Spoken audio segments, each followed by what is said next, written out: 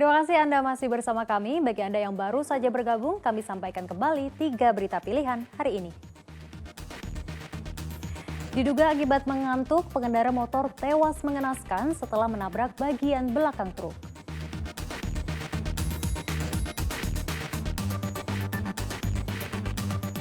Cegah penyakit mulut dan kuku pada ternak sapi. Dinas Pertanian dan Perikanan Musi Rawas Utara gencar melakukan penyemprotan disinfektan dan pemeriksaan hewan ternak.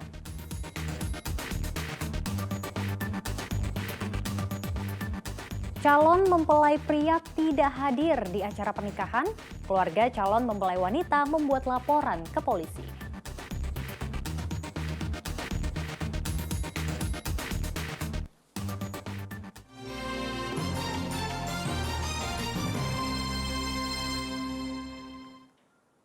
Sebuah acara pernikahan di Palembang viral di media sosial gara-gara mendadak calon mempelai pria tidak mau datang dalam acara pernikahan.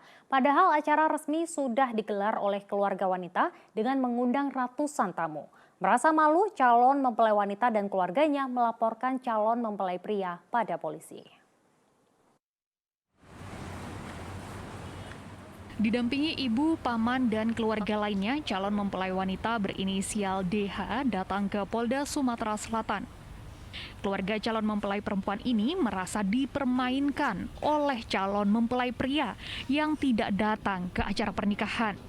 Padahal acara resmi pernikahan telah lama direncanakan. Untuk itu, keluarga mempelai wanita membuat laporan ke Polda Sumatera Selatan. Laporan polisi dilakukan oleh calon mempelai wanita berinisial DH yang masih berusia 16 tahun.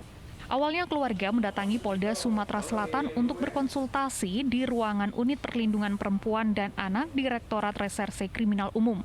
Keluarga kemudian membuat laporan resmi di ruang SPKT Polda dengan pasal perbuatan tidak menyenangkan dan penipuan hingga gagalnya rencana pernikahan.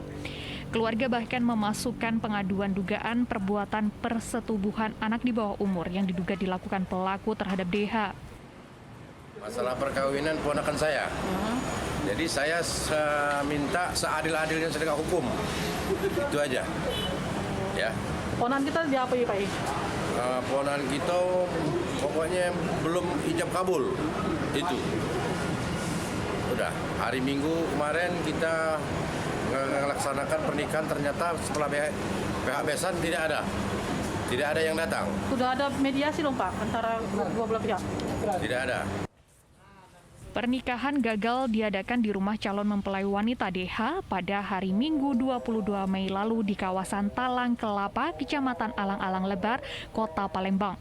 Kejadian ini menarik perhatian masyarakat karena video yang diunggah ke media sosial menjadi viral. Sang calon mempelai pria, AAH, membatalkan sepihak tidak mau datang dalam acara pernikahan itu. Calon pengantin wanita DH terlihat terus-menerus menangis dalam acara yang tetap digelar oleh keluarga DH.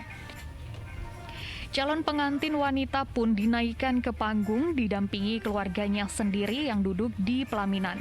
Polisi akan melakukan pemeriksaan terhadap calon mempelai pria sebagai terlapor. Polisi juga akan melakukan pemeriksaan terhadap dugaan persetubuhan anak di bawah umur yang dilakukan AAH terhadap DH.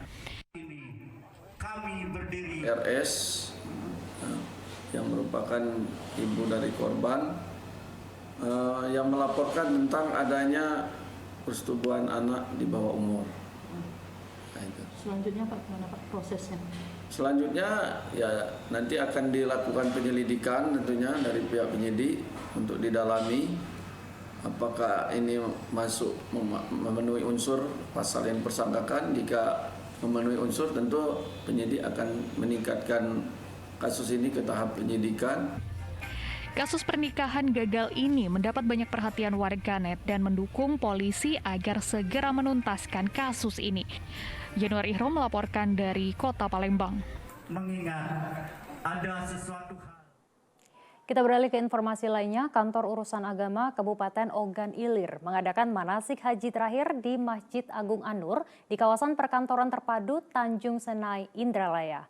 Pada ibadah haji tahun ini, Kabupaten Ogan Ilir memberangkatkan 89 calon haji, namun 4 orang menunda keberangkatan karena berbagai alasan. Menghadapi ibadah haji 2022, Kantor Urusan Agama Kabupaten Ogan Ilir mengadakan manasik haji terakhir bagi seluruh calon haji. Manasik haji kali ini diadakan di Masjid Agung An-Nur di kawasan perkantoran terpadu Tanjung Senai, Indralaya. Pada manasik kali ini, para calon haji diberikan rangkaian tentang tata cara ibadah haji selama di Tanah Suci. Untuk ibadah haji kali ini, Kabupaten Ogan Ilir akan memberangkatkan 89 calon haji. Namun 4 orang harus menunda keberangkatannya dengan berbagai alasan. Sementara calon haji termuda berusia 23 tahun atas nama Wulandari. Dikasih kesempatan di umur yang muda ini, alhamdulillah masuk. Terus kalau dari wong tua, mana respon Wulandari ke respon dari wong tua mana? Pesan dari wong tua mana setelah terpilih ini, reaksi wong tua apa? Harus semangat, terus jadi yang pemuda tadi jangan sampai sombong. Sehari-hari sekolah atau mana? Pekerjaannya apa? Mengajar di tahfiz. Calon haji asal Kabupaten Ogan Ilir akan diberangkatkan pada gelombang kedua embarkasi Palembang. Dedi Ruansyah melaporkan dari Kabupaten Ogan Ilir. Proyek pembangunan Jalan Tol Indralaya Prabu Mulih terkendala dengan belum dibebaskannya 1 unit rumah warga di kawasan Indralaya Selatan, Ogan Ilir. Pasalnya, sampai kini belum ada kata sepakat antara pemilik rumah dengan pihak terkait soal besarnya nilai ganti rugi. Sementara pengerjaan Jalan Tol Indralaya Prabu Mulih terus dikebut. Proyek pengerjaan Jalan Tol Trans Sumatera Indralaya Prabu Mulih terus dikebut oleh pihak kontraktor. Jalan tol sepanjang 65 km itu, progres pembangunannya telah mencapai hampir 80%. Hal ini seiring dengan rencana akan dioperasionalkannya jalan tol tersebut pada tahun ini. Pembangunan Jalan Tol Indralaya Prabu Mulih sejauh ini masih terkendala berdiri kokohnya 1 unit rumah warga yang berada di kawasan Indralaya Selatan. Pemilik rumah bernama Juanda memilih tetap bertahan karena belum adanya kata sepakat terkait nilai ganti rugi. Namun saat akan dikonfirmasi awak media, tidak ada 1 orang pun keluarga Juanda yang bisa ditemui. Disamakanlah dengan nilai itu 1 M lebih, dan kalau tidak ada pemerintah tapi sudah keputusan dari KDDP pusat, setelah itulah tidak bisa lagi ada pertimbangan supaya sudah ada aturan dari pemerintah. Proyek pembangunan Jalan Tol Indralaya Prabu Mulih tetap terus berlanjut. Pihak kontraktor optimis target pembangunan Jalan Tol Indralaya Prabu Mulih akan tercapai pada pertengahan tahun 2022 ini. Dedi Ruansyah melaporkan dari Kabupaten Ogan Ilir. Seorang pria pengendara sepeda motor tewas mengenaskan setelah menabrak bagian belakang truk di Jalan AKBP Cek Agus, Palembang. Diduga korban dalam kondisi mengantuk saat mengendarai kendaraannya. Kecelakaan ini sempat membuat jalan di lokasi sekitar macet hampir 1 jam. Kecelakaan maut melibatkan sepeda motor dengan sebuah truk bermuatan ban terjadi di Jalan AKBP Cek Agus, Palembang pada Selasa siang. Kuatnya benturan membuat Rahmat, sang pengendara sepeda motor, tewas mengenaskan di lokasi kejadian. Sepeda motor korban juga mengalami kerusakan yang cukup parah. Insiden bermula saat sepeda motor melaju kencang dari arah Jalan Dr. M. Isa menuju Simpang Patal. Namun saat akan mendahului truk, tiba-tiba tubuh sang pengendara motor justru menghantam bagian belakang truk hingga terjungkal.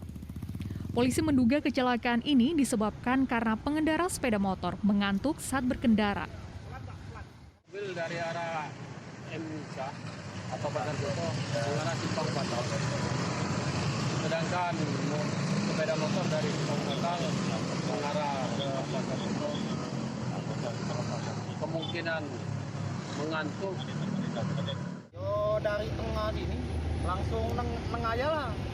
Nunggu bagian buntut mobil aku bagian ban belakang. Langsung masuk bawah. Namun masuk bawah tidak. Mungkin kepalanya kena apa namanya kena bodi. Entah apa namanya bak mobil langsung campak kan. Oh, dia nombor yang di belakang Mas ya? Bagian belakang mobil kita ya? Kerang-kerang mobil. Selanjutnya jasad korban langsung dievakuasi polisi ke kamar jenazah Rumah Sakit Bayangkara M. Hasan Palembang untuk dilakukan visum. Sementara kedua kendaraan berikut sopir truk dibawa ke Mapolrestabes Palembang untuk menjalani pemeriksaan. Kecelakaan ini juga sempat membuat arus lalu lintas di Jalan AKBP Cekagus macet sampai 1 jam. Dedi Ruansyah melaporkan dari Kota Palembang. Ya, informasi tadi sekaligus mengakhiri berita Palembang hari ini. Saya Dana Paramita berterima kasih atas perhatian dan kebersamaan Anda. Selamat beraktivitas dan sampai jumpa.